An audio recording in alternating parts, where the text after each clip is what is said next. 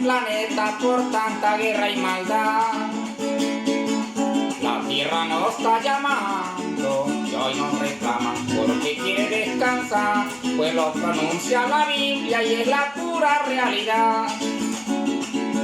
Es un preaviso de Dios para el planeta por tanta guerra y maldad.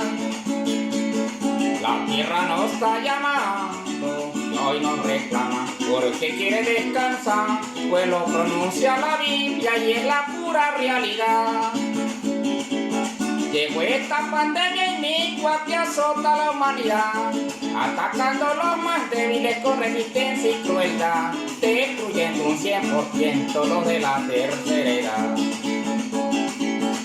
Un llamado al mundo entero le hago para reflexionar, ya no más a la violencia, vamos a reconciliar y oremos todos en coro a nuestro Padre Jehová.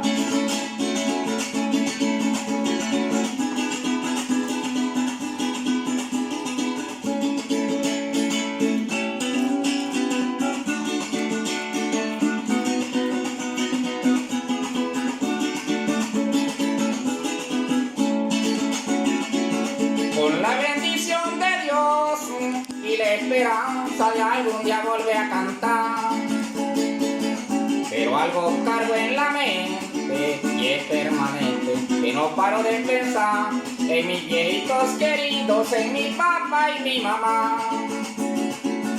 Con la bendición de Dios y la esperanza de algún día volver a cantar, pero algo tengo pendiente y es permanente, que no paro de pensar en mis viejitos queridos, en mi papá y mi mamá. Viendo rostro entristecido me dan ganas de llorar, viendo mi país conmovido con tanta necesidad, lloro pa' que sus recuerdos no vayan a claudicar. Si en la unión está la fuerza, sé que vamos a triunfar. No voy a tirar la toalla, Dios mío, por tu santidad, que después de esta tragedia vendrá la tranquilidad.